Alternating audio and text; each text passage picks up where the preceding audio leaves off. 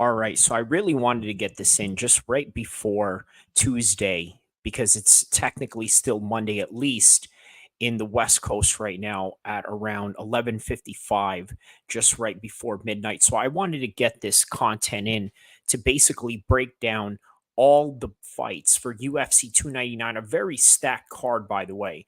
I mean, we're talking about a championship rematch with O'Malley versus Vera, two guys at the top of their division, two guys that have already fought each other on the way up to that division, and now proving once again why they are different fighters from a couple of years ago.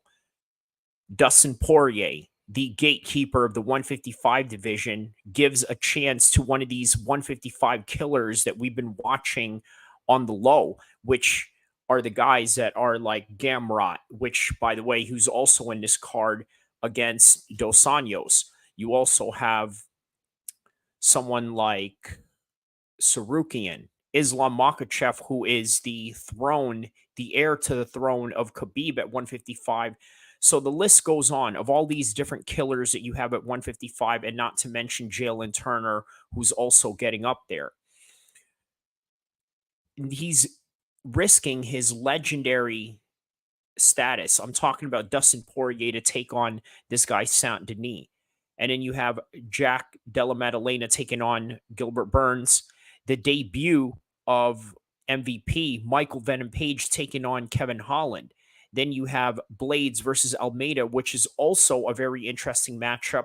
You have Yan versus Song Yadong, and then you have Chikogian versus Macy Barber, which is a very good one. Obviously, we're going to take a look at Curtis Blades and Jilton Almeida. We're going to take a look at what is the difference between their grappling prowess and the athletic advantages one guy has over the other, as opposed to, let's say, the wrestling pedigree that Curtis Blades will have. Is this fight going to help in terms of the wrestling prowess that Curtis Blades has, or will Jilton Almeida be a little bit too well rounded for him? Obviously, as we mentioned, we are going to take a look at Macy Barber and her fight with Chukogian. Here comes Chukogian right here. This is a picture of Valentina Shevchenko's sister and how her face looked after that fight. Can she mimic this against Macy Barber? We're going to find out. We also have on the card, as I've mentioned, one of the top 155 killers in the division taking on the former champion and somewhat of a gatekeeper himself in that legendary status in Rafael Dos Anjos. We're going to take a look at that fight as well. Now, how about Pedro Munoz taking on Kyler Phillips? We're going to take a look at that fight, how they're going to match up with each other, and everything else in between. So that right there was the prelims of that fight. We're going to also take a look at Kutalaba taking on, who's he taking on here? Kutalaba. He is taking on Philippe Lenz. We're going to take a look at that fight, how that's going to play out. We're also going to take a look at Michel Ferreira taking on, I always get this guy's name wrong. It's a very Polish name. Michel Olejonchuk. So let's just call him Mikhail Oleshuk, okay? Just for namesake. And how about this, right? The exciting debut of the Taekwondo champion in the Olympics, Robelis Diponzage, I think is the best way to pronounce his name, but Robelis, we'll call him, taking on Josh Parisian. How's that fight going to play out? I think we sort of have an indication of how this fight is going to go. It seems like one of those fights where, you know what, we're going to set up some sort of journeyman matchup for an undefeated guy like this. We're going to take a look at more into that. Obviously, I had mentioned who are these guys right here? CJ Verga versus Asu Alambayev, and then Joanne Calderwood taking on Myra Moros in the first of the card. And we're going to take a look at that right now from the beginning of the card all the way till the end, and maybe in the end of it all. By the way, on that same day, also, who's also fighting in that day is none other than Anthony Joshua and Francis the Predator Ngannou. We're going to take a look at that fight as well because guess what? All of that is taking place on the same day. Oh, I'm sorry, not on the same day. How about this? This fight is taking place on March 8th on a Friday, whereas this particular fight right here with O'Malley and Vera is taken on the next day after this fight. So interesting to kind of point out, right? A great little matinee for the weekend. You have a great Friday boxing card, and then on top of that, you have Sean O'Malley and Vera. This in the second portion of that day. So first and foremost, let's get down to business. As I have just given you guys that intro with the entire card of UFC 299, but also going over it again, but also going at and taking a look at Anthony Joshua and Francis Ngannou's fight. So, great way to sort of get this in on a Monday going into a Tuesday morning. So, for those of you that are probably watching this, you're probably going to see this first thing in Tuesday morning, or you're probably just watching it live right now in the West Coast as we just hit midnight as we're doing this particular content right now. So let's proceed, right? The first fight of the night. Who do we have? Joanne Calderwood taking on Myrna Moroz. Joanne Calderwood currently at 16 wins, 8 losses, no draws, and Moroz is at 11 wins, 5 losses, and no draws. So, what can I tell you about this particular fight? Well, first off, let me just give you my prediction off the bat. I'm going to go with Moroz on this one. Better grappler, a lot more well rounded. Joanne Calderwood currently at 38 years old. To be quite honest with you, if you really have me pick in terms of, let's say, a gun to my head scenario, I got to go with Moroz in this particular situation because, to be quite frank, 38 at a women's division, especially in the flyweight division, I just don't think you're going to develop much.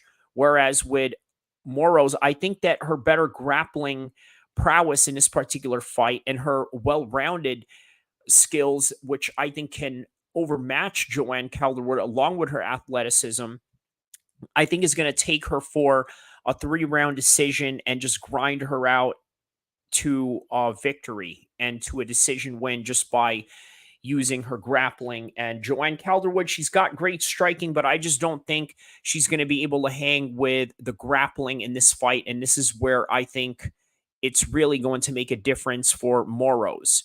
So you see in this picture right here, this could be a preview of what you will see Saturday. But let's find out. Moving on, we have CJ Vararga taking on Asu Alambayev. Now, Alambayev is sitting at 18-2. CJ Verga is sitting at 12-4 and 1 draw. What can I say about this? CJ's got very good movement, good footwork. He's displayed that against Daniel Da Silva. However, he's a bit unproven. With Allen, I say that he's got great grappling, he's got great submissions, and I think that somewhere down the line, he's going to be able to exploit that against CJ Vararga. I'm going to go with Allen Asu Alambayev in this one, just based on his grappling. I think that it's going to take him a long way in this. I think he could even catch a submission on this one. So moving on to the next fight of the card, we have once again what I had mentioned earlier was Robelis Disponje, who, by the way, won the gold medal in Taekwondo in the Olympics. So this guy understands high level fighting and high level pressure. But also, you also got to understand something else about this guy as well, right? He's had knockouts, 4 fights just in his pro career. All of them had been knockouts that were either 4 seconds, 11 seconds, crazy numbers like that. To be quite honest with you, I'm not saying that I'm underestimating Josh Parisian in any way. You look at him, he seems sort of out of shape. He was subbed by Martin Buday. And you got to think to yourself, is this a setup? Is this one of these fights where they have this 6'7" guy who they want to replace Francis Ngannou? Because guess what? Francis Ngannou is a once in a lifetime athlete that's accumulating all these short knockouts. And here comes this guy in the regional scene doing that, and he's got a taekwondo background, so he can kick. Maybe he can grapple a little bit. I think this is just a setup for him to get this knockout win, and don't be surprised if that's exactly what it happens. And by the way, I'm going to make a bold prediction that he'll probably do it in less than 30 seconds. So let's come back right here, revisit this, and see if I got this accurate in terms of predicting the outcome of that matter. So moving on to the card, now we have Michel Pereira taking on Mikhail Oli something, and I still have a very bad way of pronouncing his name. Michael Olejochuk. Okay, so Mikhail Olejochuk, 9-6, has won no contest. Michel Pereira, 29-11 losses. Very experienced fighter, but at the same time, here's something that I can tell you about Michel Pereira. He's very unpredictable, but at the same time, I think that he can easily be swayed by the crowd. Now, we're talking about a big show here, right? What is the big show that we're talking about here? We are talking about UFC 299 Miami. Just take a look at the background on this, right? There it is, the Miami Beach. You got people doing pre-parties before they're about to go to the fights. You got people in the crowds doing whatever, having a great time, spending loads of money. And then here comes Michel Pereira, I guess, sort of trying to figure it out mid-fight, right? He's trying to figure out, hey, what am I going to do? Am I going to explode out of nowhere? Or am I going to sit back and let the fight come naturally and maybe counter him in some kind of way? But then here comes his Miami crowd yelling and saying, hey, you know what? Boo. We don't like that you're not fighting or not engaging. And then out of nowhere, he makes a mistake because the crowd influenced him into making a mistake. Now here comes Mikhail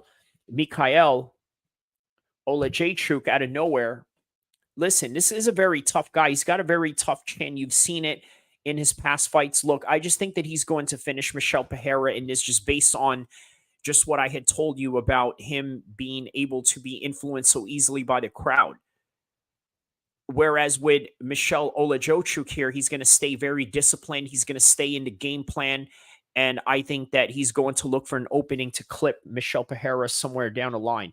I got my money on Michel. I don't bet, obviously, but if I had to, and again, gun to my head scenario, I'm going with a Polish guy on this one. And Michel Pereira is shown plenty of times that he makes plenty of mistakes and that he's easily influenced by the crowd. And I think that this is just what you're going to see out of that fight. Moving on, you have Kutalaba now taking on Felipe Lenz. So what could we say about this? Well, look, Kutalaba is a lot more physical, right? He's a bit of a brawler, but could also get the finish. Now, Felipe Lenz doesn't really have a lot of athletic prowess that I could really say positively about. Not very explosive, but he's a type of fighter that likes to go tit for tat. For example, if he's going to wait to hit you, but first you have to jab him, like that, like those types of fighters. He's going to leg kick you, but he wants you to leg kick him first. And I just think that this is a bad style matchup for somebody that is a forward going brawler in Kutalaba. I see Kutalaba getting a finish on this one. I'm going to go with him. Now, moving on in the card, that is obviously the entire card of the prelims that we had just gone over, right? These are the prelims that we had just gone over. And after the prelims, obviously, we're going into the ESPN portion of the prelims, or I guess the early prelims, or the prelims just before the main card. And what is the first fight that is involved in that? Well, here we have Kyler Phillips taking on Pedro Munoz. What can we say about Kyler Phillips? Well, Kyler Phillips has a bit of a hard time playing the range game. Obviously, you see in this particular picture right here, he's got a good body kick right here. But with certain fighters, I think someone like Pedro Munoz, who uses very good leg kicks, in which he's used against Sean O'Malley. And by the way, with the type of competition that Pedro has faced, I think that Kyler Phillips may be just a little bit too much for him. Remember, this is a guy that took on the champ. He's also Pedro Munoz also has a good chin, has really went tit for tat with Marlon Vera in terms of throwing strikes. Look, I think he's also better conditioned. Just based on that alone, I just don't see how Kyler Phillips is going to counter any of his experience, his toughness, and his good chin. I'm going to have to go with Pedro in this one, and I wouldn't be surprised if he catches second round TKO against Kyler Phillips. So Pedro Munoz for the TKO finish on that one. Now moving on in the card, obviously one of the top prospects of the 155 division has a bit of he had a bit of a setback against Dariush there, but obviously still proves that he is the future of the division. Like what I've mentioned to you before. Look, this is what look at this picture right here with him and Sarukian. Right, this guy is dangerous at any given time, and he's got great conditioning. But here's the thing about RDA. I think that this is one of those situations where RDA is just really at the end of his run.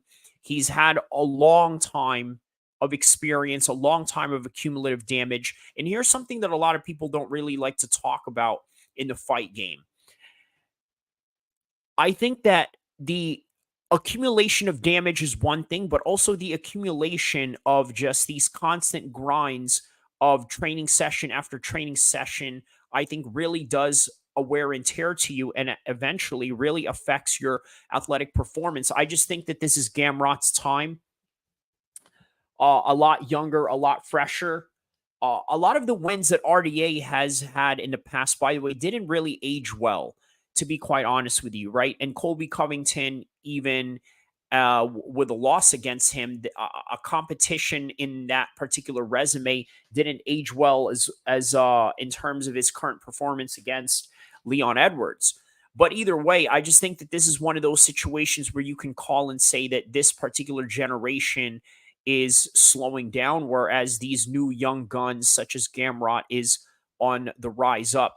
So moving on with the card, obviously we had mentioned about Macy Barber and Caitlin Chukogian in this particular fight. What can we break down about Macy Barber here? So Macy Barber is somebody who's in her mid-20s, and we're looking at Chukogian, who's in her mid-30s, right?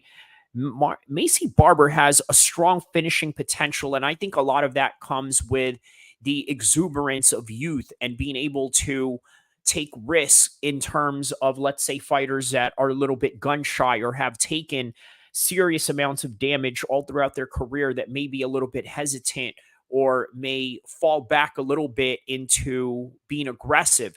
Whereas with somebody like Macy Barber, she's proven time in and time again, she has finishing prowess and knockout prowess and submission prowess to finish her everywhere. I just see this as a strong finish for her and possibly even a third round stoppage, if not a decision in which she grinds her out to the point where she just looks really tired as the fight ends to the end of the bell. Now, Chukogian's very dangerous. She obviously has proven that she can hurt you and mark you up. You look at this picture right here with the side by side with her fight against Valentina Shevchenko's sister. This is the job that she's done. Now, can she do this to Macy Barber? It's a very low plausibility in that happening just based on the fact that obviously, as I've mentioned, fresher fighter, a lot more less risk adverse, willing to go out there and put it all on the line, but also has taken less damage all throughout her career and really just has the athletic advantage to do anything that she wants here and a technical advantage as well, I would give to Macy Barber. So, yeah, Macy Barber for a decision or a late stoppage at some point. Now, moving on to the card. This one right here, the most anticipated heavyweight fight of the card. Why? Well, for one, Curtis Blades, okay, has strong grappling, obviously NCAA wrestling pedigree. Now, with Jailton Almeida, this right here is the quintessential modern heavyweight. And what do I mean by that? It's very similar to how you would, let's say, compare it to Evander Holyfield back in the day. Why? Evander Holyfield was a smaller heavyweight because he came from the cruiserweight division. And by the way, the cruiserweight division back then was even smaller than it is now. Obviously, it was a 200-pound weight limit in the current stage right now. Back in the days in boxing, it was maybe 190 in Holyfield's days when he was the undisputed champion at the cruiserweight division. Even Alexander Usyk right now, small guy, walks into the heavyweight division. John Jones, smaller guy, walks into the heavyweight division. What is the common denominator there? Smaller guys that walk into the heavyweight division with a lot of skills to offer that perhaps maybe they can close a gap on these bigger and less athletic guys. Now, Curtis Blades is an example of somebody who's a very experienced wrestler. However, I always believe that the more well-rounded guy, the more athletic guy, and the faster guy will always win. So therefore, Jailton Almeida has all of that in his back pocket. He's got all of these things that I had just mentioned. Okay. Jailton Almeida, I think he can do whatever he wants in this fight. And you're going to see that. I don't think that the size is going to be the issue. I think that the speed is going to neutralize the size and even match the grappling prowess of Curtis Blades. I could see this one go to a decision just based on the fact that Curtis Blades is still a very dangerous heavyweight. He can still knock you out, which would really leave Jailton Almeida attentive in the shots that he's going to select from. But also, I think that it's going to be a very methodical and technical matchup based on the risk that Jailton Almeida understands in front of him. But I think that he can handle it because of the attributes that he's going to have over Curtis Blades. And not only that, I think the speed factor will also help in the boxing exchanges. So that right there is the prelims for the stacked UFC 299 card. Now we're going to go into the main card of this entire event. This entire event that has been highly anticipated. And by the way, also an event that is viewed as bigger than UFC 300, just based on the names that I had just mentioned alone. By the way, all these names that I had just mentioned, that is literally just the prelims. But now let's take a look at the main card. So first on the main card, you have Peter Yan taking on Song Yadong. Look, I think that this is Peter Yan's fight to win, and let me tell you why. Peter Yan is one of those guys that can throw straight shots, whereas with Song Yadong, he's got youth on his side. He's got an even higher experience in MMA than Peter Yan. However, Peter Yan is the much more technical fighter, but he's also the type of fighter that can follow a game plan. Whereas with Song Yadong, I think that he's going to use his athletic prowess to try and neutralize Peter Yan, only for Peter Yan to be countered with straight shots, as let's say Song Yadong is going to press on with hooks and haymakers and things of that nature. I think you're going to see quite a bit of a boxing match in here. And because of the losing streak that Peter Yan has been, there's going to be a lot on the line. So he's going to fight very carefully. But I think that carefulness in the way that he's going to fight, I think is going to lend itself to a technical affair, but also a very careful one in which I could see him really outboxing Song Yadong, as like I've mentioned, as Song Yadong is going to try and throw haymakers and hard shots, whereas Peter Yan is going to stay disciplined with his game plan and throw single shots and single leg kicks, circle them around and get the points and get the win as a result of it. So moving on, we have Gilbert Burns taking on Jack Della Maddalena. Now, look, here's something that I've noticed about Gilbert Burns, right? Every time there is a UFC fight card anywhere in the world, Gilbert Burns has been there. Whereas with Jack Della Maddalena, guess what? He's been training with Craig Jones, which means he's also been training with Volkanovski. So not only has he been sharpening his striking, because that's just what they do in the world of city kickboxing down in New Zealand, along with Volkanovski and Israel Adesanya, but now you have Craig Jones. the multiple time world jiu-jitsu champion in your gym. So you're going to be more than ready for somebody like Gilbert Burns, who is also a decorated jiu-jitsu champion in his own right before he jumped into MMA. However, he's been damaged for quite some time. He's very vulnerable. This is one of those vulnerable stages of his career. He's had constant injuries.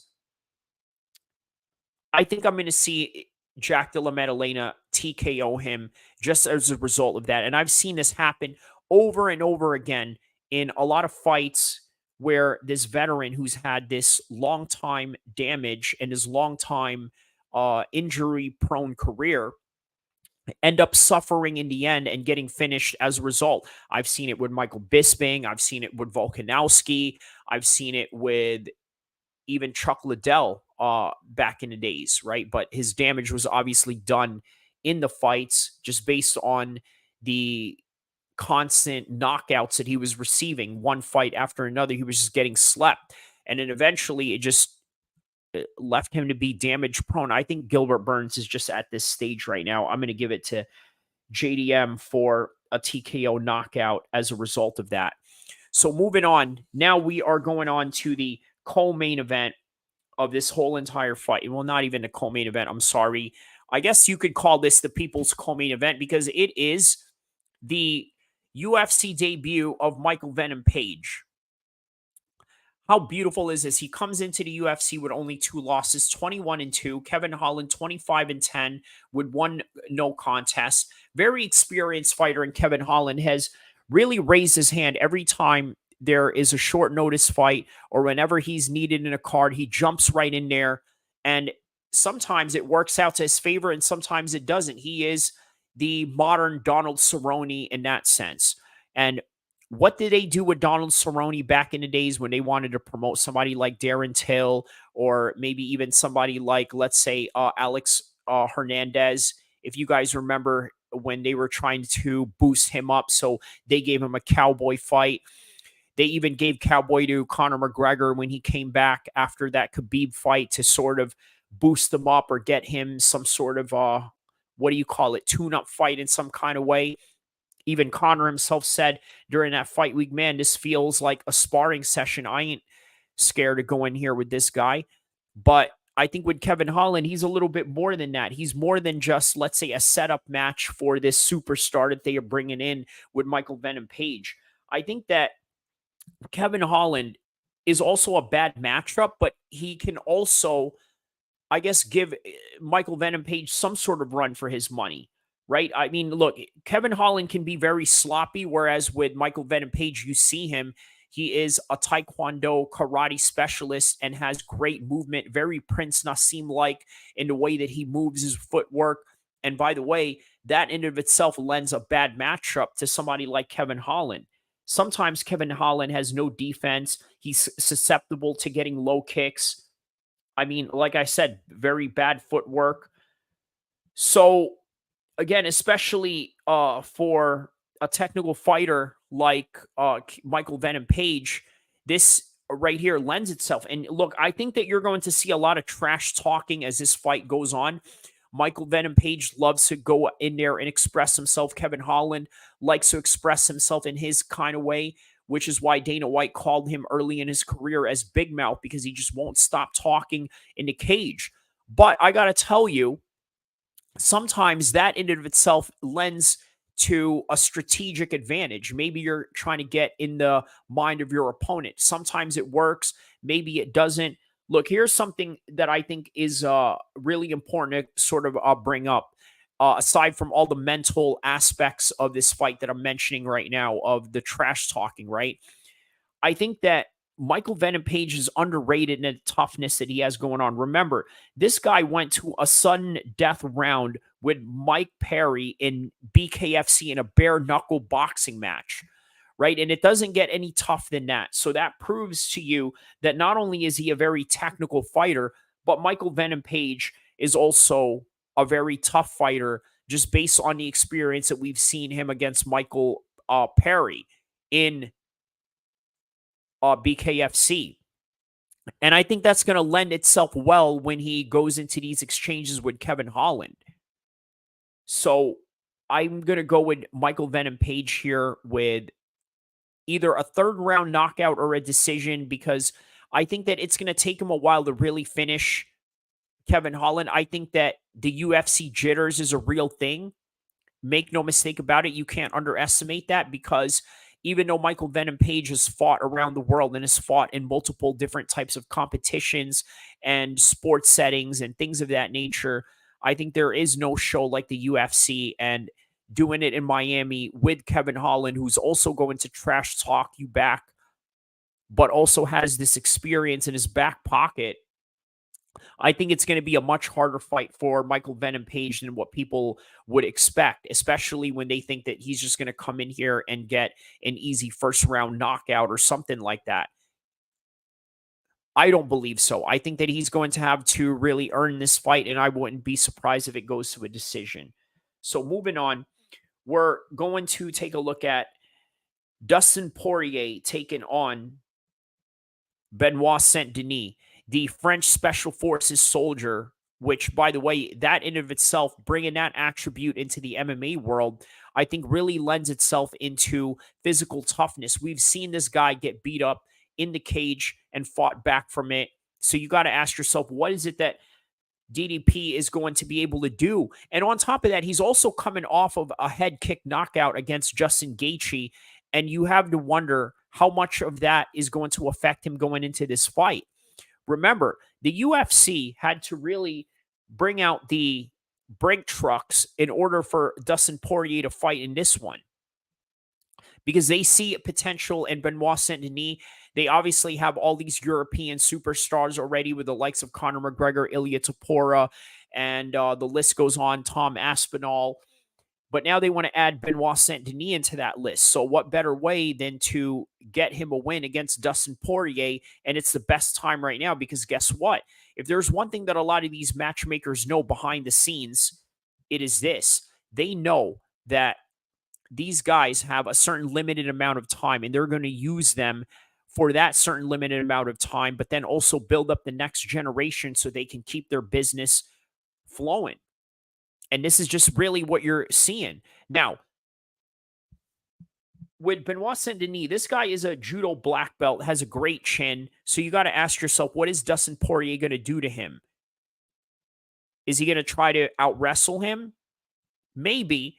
We'll see how that works out. Is he going to try to outstrike him? Man, I got to tell you, I give the striking advantage to Benoit Saint Denis just based on the damages that Dustin Poirier has taken alone. Also, take into consideration, I think this has been almost a year. No, not now. It's not the inactivity that's the problem with Dustin Poirier. It's the damage, and also it is the accumulative experience that he's had, where he's just facing a much more fresher fighter here, and somebody that's just on his way up.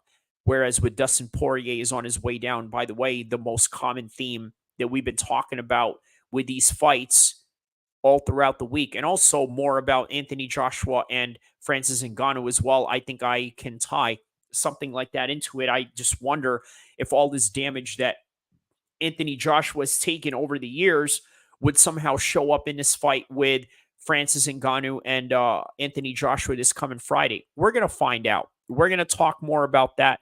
But now let's get to the main event of the evening, which is Sean O'Malley versus Brandon Vera. Now, I had mentioned earlier in one of my previous videos that I had did, I believe it was the Anthony Joshua and the Francis Ngannou one, because I did go into talking about briefly what I think this fight is going to be. I'm going to go with Sean O'Malley on this one. Now, I know that in the first fight, Brandon Vera won, but I think Sean O'Malley is going to adjust in ways that we would be very surprised. And let me tell you why. I think that Sean O'Malley is one of these people that's very adaptable. And again, you may disagree with his lifestyle. You may not like the hair. You may not like the fact that he went and took pictures with Tekashi 6ix9ine. You may not like the fact that he has this strange lifestyle that people are looking at him as some sort of an emasculated figure as a result of that. But nonetheless, when we're talking about the kicks and punches, and aside from all these juicy storylines, we really have to give Sean his flowers in terms of being very adaptable to every training situation. And then again, also bouncing back from that loss against Marlon Vera, only for him to become a champion and knock out Aljamain Sterling in the way that he did. And a lot of people were very surprised by that. Personally, I wasn't. This is a guy that tracks his sleeping pattern, is really up on his nutrition, is constantly training, has a training partner and a coach in Tim Welsh, which, by the way, is very important because not only do you have a guy that can train with you and go with you and still in that great shape to basically give you good rounds in the gym and a formidable fighter at that, but also somebody that has a brain for the sport and he's with you 24/7. One of the problems that a lot of fighters have is that their coaches just can't hold their hand on a daily basis. And I know that sounds a bit demeaning, but you got to understand fighters can be a very off the hinge type of characters. And as a result, well, they're going to fall off the rails and do things that they're not supposed to. But Sean O'Malley has created an environment where he does nothing but train like a champion. And as a result, this is why he constantly improves in every fight. Now, with Marlon Chito Vera, I got to tell you, I think that it is important to point out that he's been getting better as well. He's got a great camp ahead of him, but I just think that Sean is just so highly technical that I think he's going to use that to his advantage. And how is he going to do that? Well, he's going to hit you with the jabs from the outside, low kicks here and there. You're going to see a lot of low kicks from from Sean O'Malley. He may get clipped a few times in this fight just based on those low kicks because sometimes low kicks can really lend itself to being vulnerable up top where let's say if the guy wants to throw a hook at you while you're throwing a low kick at the same time, and while those two shots are going on at the same time, that guy may have an advantage. So don't be surprised if you see Sean O'Malley get knocked down a few times in this fight, but get back up only for him to do what Izzy used to do in maintaining and retaining his championships, which is jab, jab, low kicks, distance, jab, jab, low kick, distance. And that is how Sean O'Malley is going to get it done. So that right there is the entire card that I had just gone over for UFC 299. Now, look, I know other channels out there, they're extremely adamant in doing prediction shows, in doing fight breakdowns. Now, here's the thing, I don't always do that. But if there's a card that I think is worthy of a breakdown to share, I'm going to do it. I don't do it for all the cards, but for this particular card, I felt that there was a lot that I could offer simply because obviously this is a very stacked card. I've been a long time MMA fan. I've practiced MMA for a long time. I've trained with a lot of these guys that you've probably seen on TV. So I figured this is probably one of these fights that I could really give a good, honest analysis breakdown. Whereas with, let's say, some fight nights and other types of events surrounding MMA, you may not be able to have all the time in the world to take a look at these lower ranked guys or guys that are just on the come up. But when you have a card like this with a lot of guys that are experienced and a lot of guys that you've seen over the years and guys that come from different organizations such as Michael Venom Page, I think there's a lot that you can offer here in terms of analysis, in terms of the habits that these guys do in their fights. But not only that, also just the different psychological edges or different psychological analysis that you can give leading up to this particular fight week. So, nonetheless, I hope you guys enjoyed that. But now let's go on and talk about Francis Ngannou taking on Anthony Joshua and why I think this particular fight is really important to sort of break down. Because, for one, I know that a lot of people are saying, well, this is a freak show fight. Oh, because of the fact that Francis Ngannou is not a real boxer. Well, he had one boxing match. And by the way, for those of you that have been living under a rock, he lost by a decision. But even with that loss, we saw a lot of potential in Francis Ngannou in terms of what he can do in heavyweight boxing. And as a result, here we are. We give him Anthony Joshua. Now, why is this an important matchup? Because let's face it, is Anthony Joshua the number two guy in the world? No. But a lot of people would love to argue and say that notion, but maybe because they're fanboys of Anthony Joshua, in which you can forgive them for their lack of knowledge of the sport. So, for argument's sake, let's just say that, not argument's sake, but for factual sake and for, I guess, the linear championships that we see in front of us in the heavyweight division, it is Tyson Fury and Usyk as the two top guys of the heavyweight division in the world.